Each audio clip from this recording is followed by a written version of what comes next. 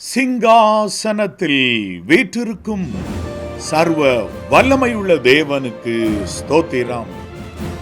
ஆம், என் அன்பு சகோதர சகோதரிகளே, உங்கள் ஒவ்வொருவரையும் ஆண்டவராகிய இயேசு கிறிஸ்துவின் நாமத்தினால் வாழ்த்துவதில் மிக்க மகிழ்ச்சி அடைகிறேன். என் அன்பு சகோதர சகோதரிகளே, மிக்க மகிழ்ச்சி அடைகின்றேன். ஆண்டவர் நமக்கு கொடுக்கிற வாக்குத்தத்தம் என்ன? நாம் அதை வாசிக்கலாம். சங்கீதம் 121:2. வானத்தையும் பூமியையும் உண்டாக்கின கர்த்தரிடத்திலிருந்து எனக்கு ஒத்தாசை வரும். நமக்கு ஒத்தாசை வரும். வானத்தையும் பூமியும் உண்டாக்கின கர்த்தரிடத்திலிருந்து எனக்கு ஒத்தாசை வரும். ஆம், தேவனுடைய மகத்துவத்தை பல விதங்களிலே நாம் வேதத்திலே வாசிக்கிறோம். பாருங்கள், அவர் எல்லா ஒளிகளையும் உண்டாக்கினவர்.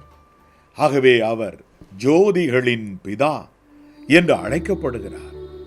எந்த நன்மையான ஈவும் பூரணமான வரமும் பரலோகத்திலிருந்து உண்டாகி, அதாவது பரத்திலிருந்து உண்டாகி ஜோதிகளின் பிதாவினிடத்திலிருந்து இறங்கி வருகிறது. அவரிடத்தில் எந்த விதமான வேற்றுமையின் நிழல் இல்லை. எந்த ஒரு மாறுதலும் அவரிடத்தில் இல்லை. இந்த இரண்டையும் யாக்கோபு 1:17 நாம் பார்க்கலாம். எந்த ஒரு மாறுதல் அவரிடத்தில் இல்லை. இருக்கிறவராகவே இருக்கிறார். அன்பில் குறையவில்லை. அவர் வல்லமையில் குறையவில்லை. அன்றைக்கு அற்புதம் செய்தார், இன்றைக்கு அற்புதம் செய்ய முடியாமல் இருக்கிறார் என்ற நிலை அவரிடத்தில் இல்லை. எந்த ஒரு மாறுதல் அவரிடத்தில் இல்லை. யாதொரு மாறுதலும் வேற்றுமையின் நிழலும் இல்லை. என் அன்பு தேவனுடைய பிள்ளைகளே, வேற்றுமையின் நிழல் ஒரு சில நேரங்களில் பெற்றோரிடத்தில் கூட காணப்படலாம். பெற்றோர் ஒரு பிள்ளைக்கு ஒரு விதமாயும் மற்றொரு பிள்ளைக்கு ஏதோ ஒரு விதத்தில் ஓர வஞ்சகமாய் ஏதோ ஒரு காரியத்தை செய்துவிட்டால், இதை போல உலகத்தில் ஒரு மூலையில் நடந்துவிட்டால் கூட அந்த மற்ற பிள்ளைகளுக்கெல்லாம் எவ்வளவு ஒரு வேதனையாய் போய்விடுகிறது. அது அவர்கள் இருதயத்தை அப்படியே வாட்டி வதைக்கிறது. என்னுடைய பெற்றோர் இப்படி செய்து விட்டார்களே, அண்ணனுக்கு இப்படி செய்தார்கள், எனக்கு இப்படி செய்து விட்டார்களே, தம்பிக்கு அழகாக இப்படி செய்தார்கள், எனக்கு செய்யவில்லையே, அல்லாவிட்டால் தம்பியின் சொல்லை கேட்டுக்கொண்டார்கள், என்னை புறக்கணித்து விட்டார்கள் என்றெல்லாம் இங்கொன்றும் அங்கொன்றுமாய் ஒரு சிலர் பாடுபடுகிறதை நாம் கண்டிருக்கலாம். ஆம், என் அன்பு தேவனுடைய பிள்ளைகளே, உங்கள் இருதயம் கலங்காமலும் பயப்படாமலும் இருப்பதாக. தேவனிடத்தில் யாதொரு வேற்றுமை நிழல் இல்லை. அவர் பட்சபாதம் உள்ளவர் அல்லவே அல்ல. தேவனிடத்தில் பட்சபாதம் இல்லை என்பதை உங்களுடைய மனதிலே குறித்து வைத்துக் கொள்ளுங்கள். அவரை குறித்து இன்னொரு அருமையான அடைமொழி கொடுத்து சொல்ல வேண்டும் என்றால், வானத்தையும் பூமியையும் உண்டாக்கினவர், வானத்தையும் பூமியும் உண்டாக்கின கர்த்தரிடத்திலிருந்து எனக்கு ஒத்தாசை வரும் என்று நீங்கள் சொல்லிக் கொள்ளலாம். சங்கீதம் 121:2. வானத்தையும் பூமியும் உண்டாக்கின கர்த்தரிடத்திலிருந்து உங்களுக்கு ஒத்தாசை வரும். எனக்கு ஒத்தாசை வரும். பர்வதங்களுக்கு நேராக என் கண்களை ஏறெடுக்கிறேன். ஆம், பரலோகத்தில் சாட்சியிடுகிறவர்கள் மூவர், பிதா, வார்த்தை, பரிசுத்த ஆவி என்பவர்களே. இம்மூவரும் ஒன்றாயிருக்கிறார்கள். அவரிடத்தில் எந்த ஒரு வேற்றுமையான எண்ணமும் கிடையாது. ஒன்றாயிருக்கிறார்கள் என்று அழகாய் எழுதியிருக்கிறது பாருங்கள். ஆம், எனக்கு ஒத்தாசை வரும் பர்வதங்கள் என்று கண்களை நாம் ஏறெடுக்கிறோம். வானத்தையும் பூமியும் உண்டாக்கின கர்த்தரிடத்திலிருந்து எனக்கு ஒத்தாசை வரும். வந்தாலும் வரும் அல்ல, வரும். என் அன்பு சகோதரனே, சகோதரியே, நீங்கள் உங்களுடைய வாழ்க்கை எந்த காரியத்தில் ஒத்தாசை வானத்தையும் பூமியும் படைத்த நம் கர்த்தர் அருளி செய்ய வேண்டும் என்று எண்ணி இருக்கிறீர்கள், எதிர்பார்த்து காத்திருக்கிறீர்கள், அதை இன்றைக்கு குறித்துக் கொள்ளுங்கள். அந்த காரியத்தில் ஒத்தாசை அனுப்புவார். ஒத்தாசை, உதவி வரும். ஒத்தாசை வரும். என் அன்பு தேவனுடைய பிள்ளைகளை, பணி செய்ய வேண்டியது நீங்கள். ஆனால் அந்த பணி சிறக்க அவர் ஒத்தாசையை அனுப்புவார். சோம்பேறியாய் இருக்கிற ஒருவன் தேவனுடைய ஒத்தாசையை நாடி நின்று கொண்டு இருப்பது சில நேரங்களிலே வேதனையான ஒன்று. வேதம் சொல்லுகிறது, சோம்பேறியினுடைய மனம் விரும்பியும் ஒன்றும் பெறாது. ஆண்டவர் இதை செய்யணும் அதை செய்யணும்னு சிலர் கற்பனை கோட்டை கட்டுகிறார்கள். அதற்காக அவர் உழைக்கவில்லை. ஏன் அன்பு தேவனுடைய பிள்ளைகளே, உழைக்கணும், ஆர்டர் பண்ணணும். வேதம் சொல்லுகிறது, ஒருவன் வேலை செய்யவில்லை என்றால் அவன் புசிக்கவும் கூடாது. அப்படியானால் அனுதினமும் நான் இவ்வளவு பணிகளை செய்தே ஆவேன் என்று திட்டமிட்டுக் கொள்ளுங்கள். வாழ்க்கையில் அதில் உண்மையாயிருங்கள். அது இல்லாமல் நீங்கள் சாப்பிடாதிருங்கள். என் அன்பு சகோதரனே, சகோதரியே, சுறுசுறுப்பு உள்ளவர்களாக மாறிக்கொள்ளுங்கள். தூக்கம் கந்தைகளை உடுத்துவிக்கும். வாழ்க்கையில் தூக்கம் கந்தைகளை உடுத்துவிக்கும். நீங்கள் படுத்துறங்கியே காலத்தை கழித்தால் கந்தையான உடையை அணிகிறவர்களாய் போய்விடுவீர்கள். ஆவிக்குரிய பிரகாரமாகவும் கந்தலான வஸ்திரம் போல உங்களுடைய ஆவிக்குரிய வஸ்திரம், உங்களுக்கு ஆண்டவர் கொடுத்த துதியின் உடை கந்தலானது போல மாறி போயிருக்கலாம். எதினால்? உங்கள் சோம்பல் தனத்தினாலே. இன்றைக்கு ஒரு தீர்மானம் எடுங்கள். இல்லை, நான் சுறுசுறுப்புள்ளவன் ஆவேன். எறும்பை பாருங்கள், தேனீக்களை பாருங்கள், அவைகள் எவ்வளவு சுறுசுறுப்பாய் இயங்குகின்றன. அவைகளுக்கெல்லாம் ஞானத்தையும் புத்தியும் அருளி செய்தவர் எனக்கு நிறைவாய் அதை அருளி செய்வாராக, சோம்பலை என்னை விட்டு ஒழிப்பாராக என்று கர்த்தரை நோக்கி நீங்கள் விண்ணப்பம் பண்ணுங்கள்.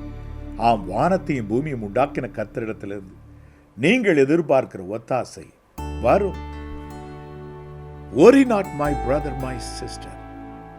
The Lord who created heaven and earth is there to help you, to lift you up. He is standing beside you. Understand it. அதை புரிஞ்சுக்கிடுங்க. இதுவரையிலும் கடன் தொல்லையினால் வட்டி செலுத்துகிறதற்கு ஏதுவாய் ஒவ்வொரு மாதம் உழைக்க வேண்டியது இருக்கிறதே, சம்பாத்தியமெல்லாம் கடனுக்கு செல்லுகிறதே என்று தேங்கி நின்ற நீங்கள் ஆண்டவரை தேடி பாருங்கள். வேதவசனம் சொல்லுகிறது, அவர்கள் கர்த்தரை தேடின பொழுது அவர்களுக்கு காரியம் வாய்த்தது. கர்த்தரை நாம் தேடினோம் என்று சொல்லி அவர்கள் சொல்லிக் கொண்டார்கள், அவர்களுக்கு காரியம் வாய்த்தது என்று வேதம் சொல்லுகிறது. ஆகவே நீங்கள் தேடுங்கள். Seek the Lord steadfastly and he will help you. தம்மை உறுதியாய் பற்றி கொண்டிருக்கிற மனதை உடையவன், தன்னையே நம்பி இருக்கிறதை தேவன் அறிவார். அவனை பூரண சமாதானத்தோடு காத்துக் கொள்வார். கடன் என்னும் தொல்லை, அப்படிப்பட்ட பிரச்சனைகள் உங்களை சூழ்ந்து கொண்டு நின்று கொண்டு இருக்கிறது அல்லவா? இந்த பிரசங்க நேரத்தில் தானே ஆண்டவர் அந்த கடன் தொல்லை என்னும் உங்கள் மேல் இருக்கிற நுகத்தை இப்பொழுதே பரிசுத்த ஆவியானவர் முறித்து போடுகிறார். இந்த நிமிடத்தில் தான். ஹல்லேலூயா. மட்டுமல்ல, என் அன்பு தேவனுடைய பிள்ளைகளே, நமக்கு ஒத்தாசை தருவார், ஒத்தாசை பண்ணுவார். ஆம், சிறு பிள்ளைகள் சைக்கிள் ஓட்ட பழகும் போது அவருடைய தகப்பனார் ஒத்தாசை பண்ணுவார். எப்படி? சைக்கிளின் பின்பகுதியை பிடித்து கொள்ளுவார். நீ ஓட்டு, நான் உனக்கு ஒத்தாசை பண்ணுறேன். ஆண்டவரிடத்திலிருந்து உங்களுக்கு ஒத்தாசை வரும். உங்கள் வாழ்க்கையில் நீங்கள் செய்ய வேண்டிய பகுதிகள் நீங்கள் தான் செயல்பட வேண்டும். என் அன்பு சகோதர சகோதரிகளே, நீங்கள் தான் செய்ய வேண்டும். மற்றபடி பாரத்திலிருந்து வர வேண்டிய அத்தனை ஒத்தாசையும் உங்களுக்கு வந்து சேரும். வானம் திறந்தது. ஆகாயத்திலிருந்து, வானத்திலிருந்து பரிசுத்த ஆவியானவர் புறாவின் ரூபம் கொண்டு கிறிஸ்துவின் மேல் இறங்கினார். இது அவருக்கு தேவன் செய்த ஒத்தாசை. வானத்திலிருந்து சத்தம் கேட்க பண்ணினார். தேவன் செய்த ஒத்தாசை. அற்புதங்களை நிகழ்த்தினார். கிறிஸ்துவுக்கு தேவன் செய்த ஒத்தாசை. இயேசுவுக்கு தேவன் ஒத்தாசை பண்ணினார் இந்த பூமியில் இருந்த பொழுது. ஆம், உங்களுக்கு ஒத்தாசை வரும். என்னென்ன ஒத்தாசை எல்லாம் வானத்தையும் பூமியும் படைத்த கர்த்தர் நமக்கு செய்ய போகிறார். என் அன்பு தேவனுடைய பிள்ளைகளே, வானத்தையும் பூமியும் அவர் படைத்தபடியினார் வானத்திலே ஆனாலும் பூமியிலே ஆனாலும் உங்களுக்கு என நடந்தேற வேண்டிய நன்மைகளை அவர் நமக்கு செய்வார். வானத்திலே, ஆகாயத்திலே, பரலோகத்திலே மகிமையான அவருடைய ராஜ்யத்தில் உங்களுக்கு செய்ய வேண்டியதானாலும் பூமியிலே செய்ய வேண்டியதானாலும் அவருக்கு லேசான காரியம், மிகவும் லேசான காரியம். ஆனால் அவர் என்னென்ன ஒத்தாசைகளை அவர் செய்கிறார் பார்க்கலாம். சங்கீதம் 121:3. உன் காலை தள்ளாட ஓட்டார், உன்னை காக்கிறவர் உறங்கார். உன் காலை தள்ளாட ஓட்டார். என் அன்பு தேவனுடைய பிள்ளைகளை, கால் தள்ளாட விடமாட்டார் கர்த்தர். நீங்கள் ஒரு சில நேரங்களிலே தேவைகள் மத்தியில் தேங்கினவர்களாய் நிற்கும் போது மற்றவர்கள் என்ன சொல்லுவார்கள்? இவன் ஆண்டவர் ஆண்டவர் என்று தேடிக்கொண்டே இருந்தானே, அவர் ஏன் இவருக்கு உதவி செய்யவில்லை என்று சொன்னால் அதுதான் கால் தடுமாறுவது. ஆண்டவர் சொல்லுகிறார், உன் காலை தள்ளாட ஓட்டார். ஏன் இவருக்கு இந்த நேரத்தில் இந்த தேவையெல்லாம் சந்திச்சா என்ன ஆண்டவர் என்று சொல்லுவார். ஒருவேளை இவர் பாவம் ஏதும் செய்து விட்டாரோ, ஆனால் ஏன் இப்படி இவருக்கு தேவை சந்திக்கப்படவில்லை என்று சொல்லலாம். தேவைகள் சந்திக்கப்படாமல் இருக்கிற ஒரு நிலை என்று ஒன்று வந்தால் அதில் ஒரு தியக்கம், கால் தடுமாறுவது போல, தள்ளாடுவது போல இருக்கலாம். ஆண்டவரிடத்திலே சங்கீதக்காரன் ஆரம்பத்திலே ஜெபித்து விட்டார். முதிர் வயதில் என்னை கைவிடாமல், என்னை தள்ளிவிடாமல் இருக்க வேண்டும். என் கால்கள் தள்ளாடும் வயது, நீர் என்னை காக்க வேண்டும் ஆண்டவரே.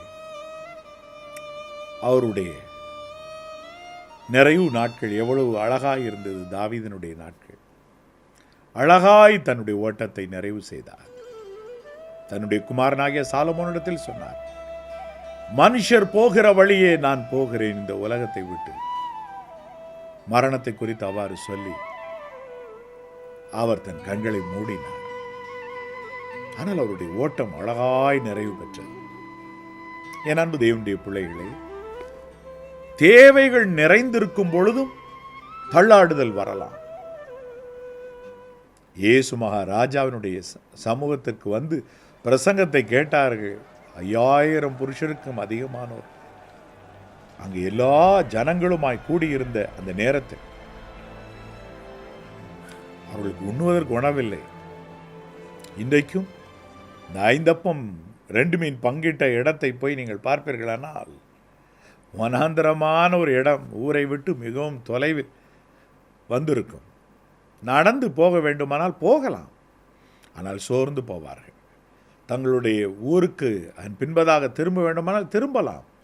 சற்று தூரம் இருக்கிறது, அதிகமான நடப்பதற்கு அதிகமான தூரம், களைத்து போய்விடும், சோர்ந்து போவார்கள். இயேசுனார் இவ்வளவு பிரசங்கம் பண்ணுகிறார், நமக்கு உணவளிக்காமல் வீட்டிற்கு இப்படி வெறுமனை அனுப்பிவிட்டார் என்று முறுமுறுத்து கொண்டே போக வேண்டியது வரலாம். அவருடைய கால் தள்ளாடக்கூடாது. 5 அப்பம் 2 மீனை அவர் பங்கிட்டு கொடுத்தார். 5000 பேருக்கு அதிகமானோருக்கு பங்கிட்டு கொடுத்தார். அவர் யார்? இயேசு, தேவனுடைய குமாரனாய் இந்த பூமிக்கு வந்திருக்கிறாரே, அவர் யார்? வேதம் சொல்லுகிறது, இயேசுவின் மூலமே அல்லாமல் ஒன்றும் சிருஷ்டிக்கப்படவில்லை. அப்படியானால் தேவன் எல்லாவற்றையும் சிருஷ்டித்தார், ஆனால் இயேசு கிறிஸ்துவின் மூலமாய் தான் எல்லாவற்றையும் சிருஷ்டித்தார். உண்டாக்கப்பட்டது ஒன்றும் அவராலே அல்லாமல் உண்டாக்கப்படவில்லை. ஆகவே கிறிஸ்துவின் மூலமாய் தான் எல்லாம் எல்லாம் உண்டாக்கப்பட்டது. எல்லாம் எல்லாம். அப்படியானால் வானத்தையும் பூமியும் உண்டாக்கினவர் இப்பொழுது மனுஷரூபம் எடுத்து வந்திருக்கிறார். மனுஷரூபமாய் காணப்பட்டு வந்திருக்கிறார். தேவகுமாரன் பூமியில் வந்திருக்கிறார். தன்னை மனுஷகுமாரன் என்று அவர் அழைத்து கொண்டார். என் அன்பு தேவனுடைய பிள்ளைகளே, ஆனாலும் அவர் வானத்தையும் பூமியும் உண்டாக்கின கர்த்தர் தாமே. ஆகவே அவர் தள்ளாட விடவில்லை. அவருடைய கால்களை ஆகாரம் கொடுத்து அனுப்பினார். உங்களுக்கு தேவைகள் நிறைவாய் இருக்கிறது நிமித்தமாக நீங்கள் தள்ளாட வேண்டியது வராது. இந்த வாக்குத்தத்தத்தை உறுதியாய் பிடித்து கொண்டு இன்றிலிருந்து ஜெபம் பண்ணுங்கள். வானத்தையும் பூமியும் உண்டாக்கின கர்த்தரிடத்திலிருந்து உங்களுக்கு ஒத்தாசை வருவது உறுதி. God bless you. God bless you.